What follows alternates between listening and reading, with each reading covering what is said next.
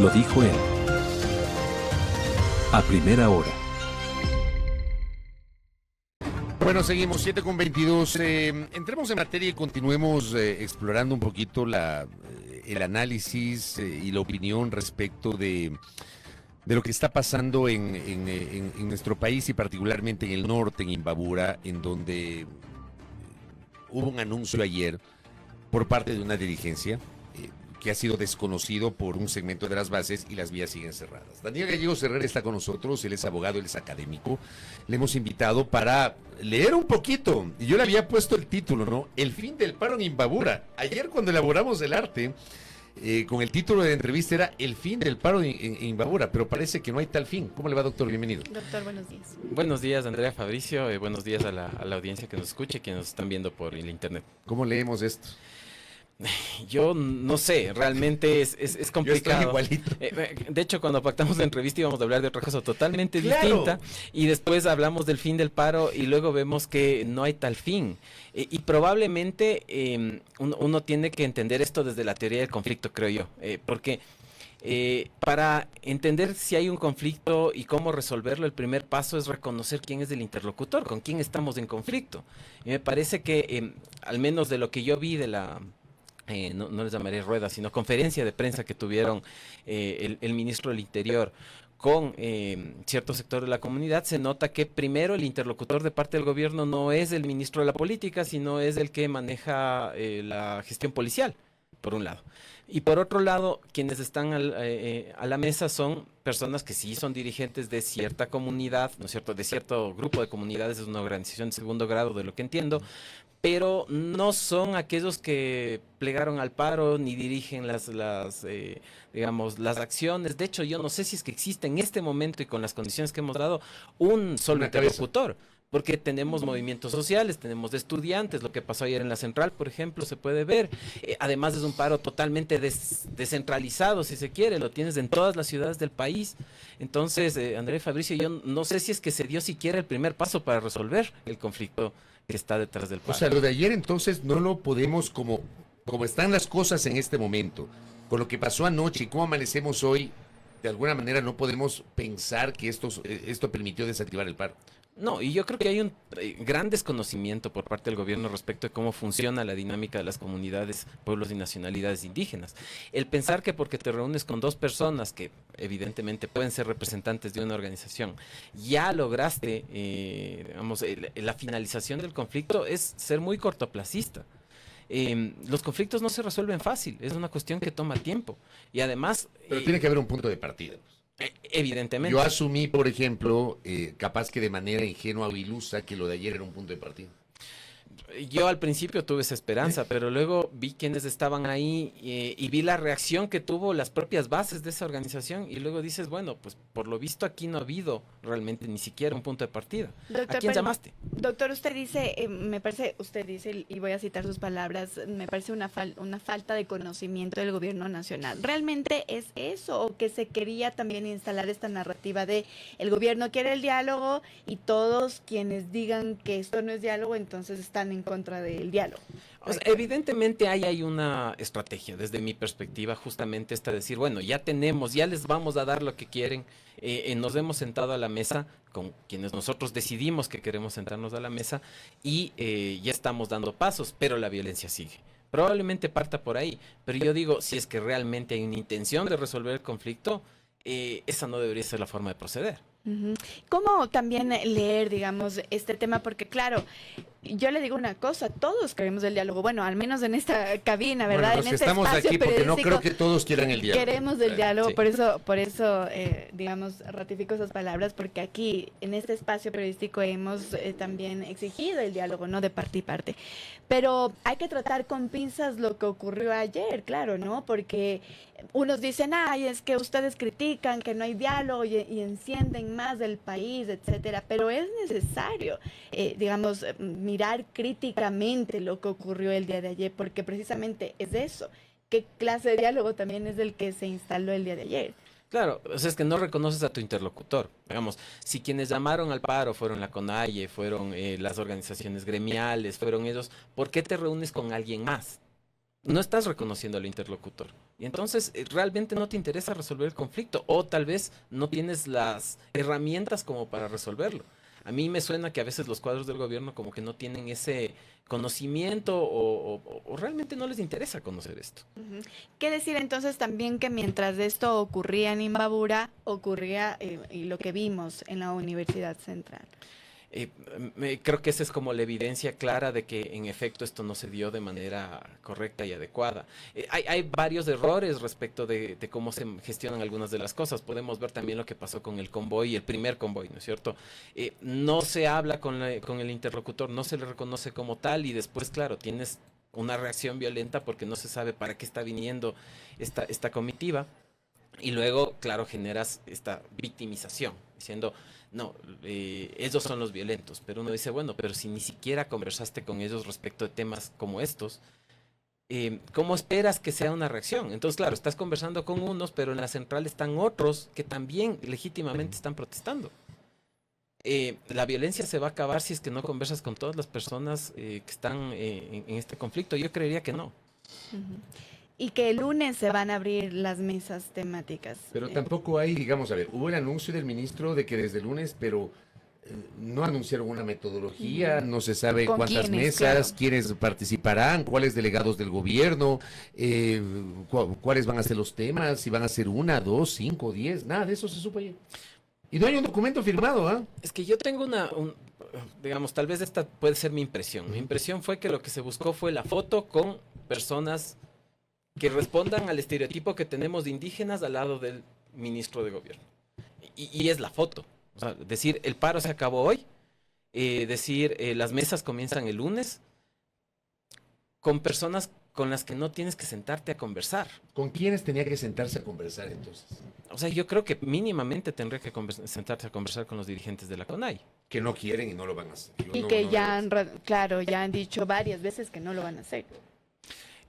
Pues yo creo que tienen que acercar posiciones de parte de ellos también, ¿no? O sea, el diálogo se da de lado y lado, tampoco es que vamos a responsabilizar de todo al gobierno. Somos un país en el cual la gestión de conflictos tiene que darse de forma pacífica, ¿no?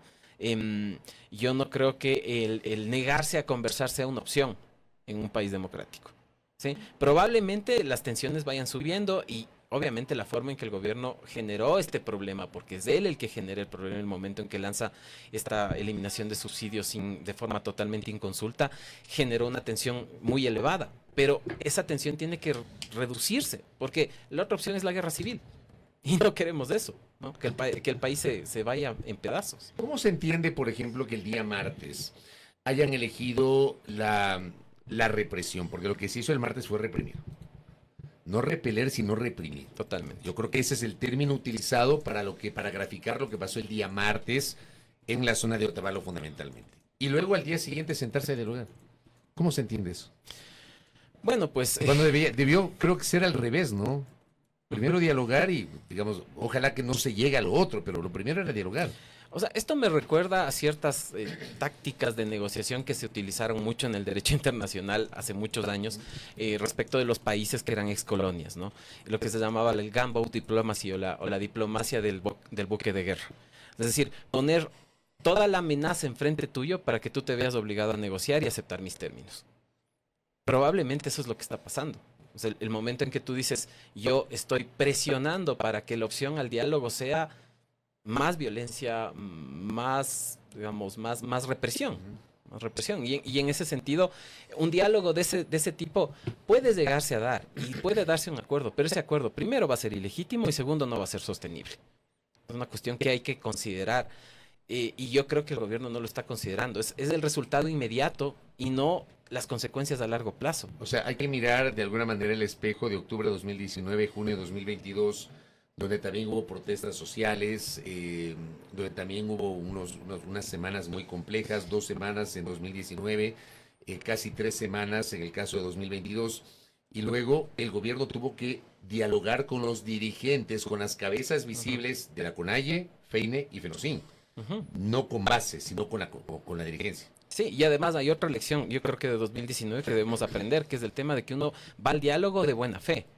No va al diálogo para hacerse el vivo luego, ¿Qué es lo que Eso pasó? lo que hizo con Moreno. Aprovechar la pandemia y la gente muriéndose en las calles para hacer lo que volver a desde poner el el decreto. principio, digamos, causó las Por protestas. eso yo utilicé un término, perdón el uso del término, pero lo voy a volver a utilizar. Utilizaron el pendejómetro, ¿no? Les engañaron, desactivaron una semanita ahí, un par de reuniones y luego ya ni el teléfono les contestaba. Y a los pocos meses vino la pandemia y no pasó nada. Exactamente, o sea, uno tiene que ir al diálogo de buena fe y dispuesto a cumplir los acuerdos, porque si no la palabra y no es solo la palabra del gobierno, es la palabra del Estado la que se devalúa. O sea, al fin y al cabo, ¿por qué las comunidades indígenas ya no creen en lo que les dicen los ministros de gobierno o quien sea que se siente a la mesa? Porque saben que no se va a cumplir. 3 meses después van a tener que estar exigiendo de nuevo lo que se supone que ya Pero iban usted a no cumplir. notó que ayer había buena fe del ministro Reimer, por ejemplo. O sea, yo espero que sí, pero el problema es que no fue bien ejecutado. Sigo insistiendo, no fue bien ejecutado. Puede haber buena fe y de buenas intenciones está pavimentado el camino al infierno, pero si es que no se la ejecuta de manera adecuada, no se considera con quién estoy conversando y no se entiende que los diálogos se dan paso a paso y que el fin del paro no era ayer. Realmente yo creo que esas buenas intenciones no pasan de ser eso. Teniendo en cuenta todo lo que nosotros en este espacio también hemos registrado, es decir, ya los 2 muertos que se cuentan, digamos, en estas manifestaciones, lamentablemente, y también estas agresiones, ¿no?, por parte de la Policía Nacional, la violencia de manera general, también de los manifestantes, etcétera. También quisiera saber su opinión, su lectura respecto de cómo deberían actuar en este momento en donde el Ecuador está pidiendo paz, ¿no?, una calma, si se quiere, en estas provincias que han estado tan afectadas, pero ¿cuál debería ser también esta actitud de los movimientos indígenas, de las autoridades? Hemos escuchado al presidente que él no se va a sentar si es que hay chantajes, si es que hay presiones, etcétera, y esa es una narrativa que también escuchamos en redes sociales, en la ciudadanía, en muchas de la ciudadanía, ¿verdad? No chantajes, no presiones, etcétera. ¿Cómo hacer entonces para que ambas, o sea, las 2 partes depongan, digamos, estas actitudes? Yo creo que debería haber, digamos, la suficiente madurez como para entender que en este país lo que hay es conciudadanos, gente que opina distinto, ¿sí? Pero eso no necesariamente significa que estas personas que opinan distinto son el enemigo, ¿ya? Y hay que diferenciar las cosas. Digamos, cuando uno tiene porque en efecto el Ecuador está sufriendo por mucho, por la violencia, por el narcotráfico. Lo que pasó en Guayaquil anteayer es terrible, yo también lo calificaría como un atentado terrorista. Pero inmediatamente decir toda la oposición es aquella que está detrás de eso, vamos, y no diferenciar y simplemente decir el enemigo, ellos. Perdón que me interrumpa, y el asociar, porque algunos voceros gubernamentales y algunos voceros del oficialismo ya asocian el atentado terrorista en Guayaquil con el paro indígena. Claro, y el discurso es ese, no identificar al enemigo, decir ellos a veces son la oposición, ellos a veces son el partido que les está, digamos, yo qué sé, oponiéndose a las cosas en la asamblea, ellos a veces es la Corte Constitucional, ellos a veces son los indígenas. Esto no te permite construir lo que se necesita, que es una suerte de pacto social. O sea, no te permite, ¿por qué? Porque tú no reconoces al otro como contrincante, sino como a tu enemigo. Y el contrincante es muy distinto al enemigo, porque sin contrincante no hay juego. Entonces, ese creo que es un problema, y yo creo que de parte de las comunidades, de los pueblos, nacionalidades, las organizaciones indígenas, también tiene que haber esa madurez. Esta madurez de entender que estamos aquí y no es que mañana va a desaparecer el Estado, va a desaparecer el gobierno, va a estar ahí y tienes que interactuar y tienes que reconocer a ese interlocutor. ¿Cómo hacer entonces, o qué postura, no sé si incluso de otros países, tal vez de ejemplos, no sé, cómo hacer para reconstruir incluso esa confianza que tal vez se perdió desde 2019, 2022? Es decir, Fabricio también leía esta semana los acuerdos a los que llegaron y también los desacuerdos, ¿no?, con los que tuvieron en las mesas del 2022, muchos de ellos no se cumplieron.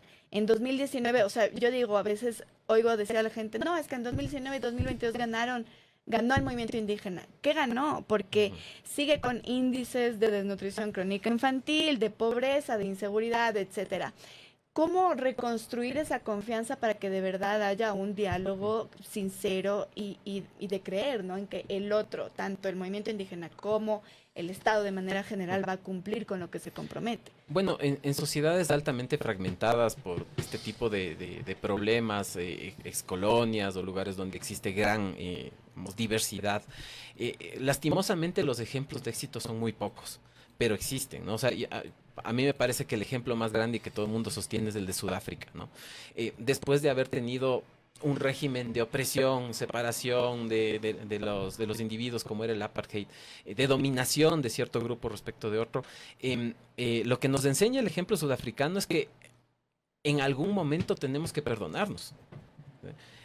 Yo sé que esto a veces a mucha gente le choca, al decir, ¿cómo voy a perdonar a una persona que hizo tal cosa, que ofendió de tal manera a las personas digamos que yo considero que me siento representada, que ingresó a la ciudad, que etcétera, etcétera?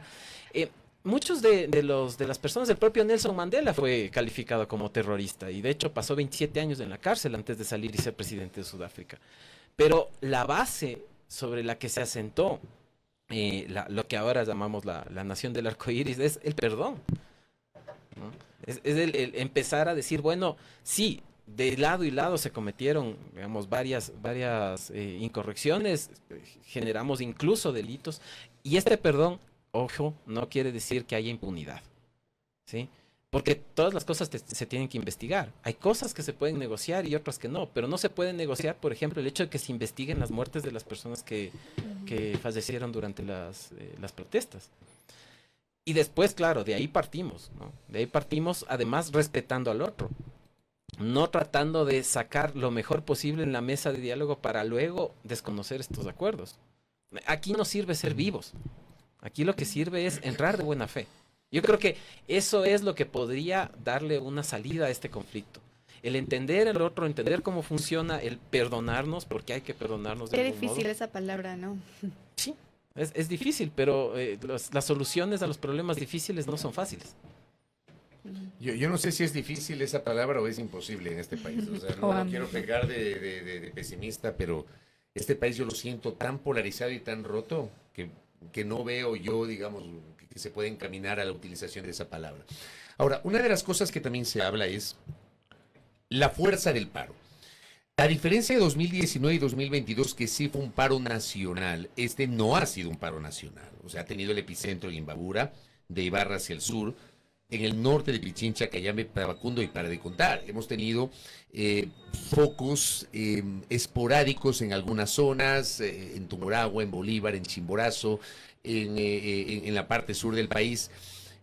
Pero en estas horas, por ejemplo, tenemos y recibí un reporte de que desde el martes está bloqueada, por ejemplo, el paso de la carretera Loja-Cuenca en la zona de Saraguro. Hemos tenido las marchas de Quito, lo que pasó ayer justamente en la zona de la Universidad Central. Hay desde su punto de vista, una posibilidad o un riesgo de que esto pueda, en lugar de apaciguarse, crecer más y salir no solamente, y no quedarse solamente en Imbabura, sino salir a otras zonas del país, como está ocurriendo. Yo lo que he visto es que hay una estrategia distinta del gobierno respecto de cómo lo trataron otros gobiernos a los paros, ¿no es cierto? Es este tema de tratar de descentralizar el conflicto, de impedir que se focalice en un lugar, ¿no es cierto? Y digo que es una estrategia distinta porque todavía no estoy seguro de si es mejor o peor. ¿Por qué digo esto? Porque, digamos, haciendo el símil con la cocina, ¿no? Es cambiar una olla de presión por una olla lenta. Te demorarás 8 horas, pero parece que el resultado termina siendo el mismo, ¿no? Me parece que ahora el problema es que, claro, las manifestaciones están siendo focalizadas y uno dice, bueno, aquí son 300 personas, aquí 200 personas, no son las 50,000 que se reunían en 2019, 2022, pero uno ve, por ejemplo, a la gente yendo al Triángulo aquí de San Rafael a protestar. Ve gente en Tumbaco protestando, ve gente en Ibarra protestando, ve gente... Claro. Si uno va sumando, capaz y esas 50,000 son más en este momento. Y tienes a la policía y al ejército tratando de apagar incendios en todo lado. Y el problema es que yo creo que ese descontento no lo puedes tapar debajo de la alfombra. O sea, ese descontento va a ir creciendo porque cada vez son más gente la que se suma. Ya no son solo los indígenas. Entonces, como digo, es una estrategia distinta, pero capaz a largo plazo termina siendo igual de, digamos, infructuosa que las estrategias que tuvieron los gobiernos en paros anteriores. Oiga, y lo último, un mensaje que recibo, gracias César por este mensaje, me dice, con todo respeto para tu invitado, se reunieron con más de 30 líderes, no con 2 para la foto, por horas, el presidente de la FISI estaba ahí, pero hay líderes que como no les invitan, entonces nada vale. Juego de poder de líderes, pero el gobierno ya se sentó y lo minimizó totalmente. Mira ahora el caos que se ve en Sudáfrica, por ejemplo, me dice nuestro oyente. Sí, sí, sí. O sea, es un ejemplo en el cual nosotros mostramos cómo una sociedad puede llegar al perdón. Pero claro, por ejemplo, si volvemos al tema de Sudáfrica, el acuerdo nunca se dio respecto de la situación socioeconómica de las personas, ¿no? Entonces, evidentemente ahí todavía hay fracturas. A lo que voy yo en este punto es que uno tiene que ir a los acuerdos considerando qué es lo que puede y no puede lograr. Y después, claro, hacer los anuncios no tan triunfalistamente también, ¿no? Porque eso también puede ser algo que pasó. O sea, el ministro, ¿por qué sus únicas palabras fueron el paro se acabó, mañana las carreteras están abiertas? Tal vez no era muy pronto como para decir eso. Más allá de que se haya reunido con 2 o con 30. Bueno, uno pensaría que sí fue muy pronto y muy apresurado porque al final no se abrieron las carreteras. Siguen cerradas. Doctor, gracias por el tiempo. Gracias, Muchísimas doctor. gracias. Le habíamos invitado inicialmente al doctor para hablar sobre el tema de los periodistas y las agresiones, pero creo que vamos a dejar pendiente ese tema justamente porque la coyuntura nos ha obligado a abordar un poquito los términos de lo que pasó el día de ayer en materia de esta... de este principio de acuerdo que lamentablemente no se ha terminado concretando en la práctica porque sigue bloqueadas las vías en Imbabura. Gracias al académico Daniel Gallegos Herrera acá, hablando sobre lo que pasa en Imbabura. Primera plana. Todas las noticias, todas las voces.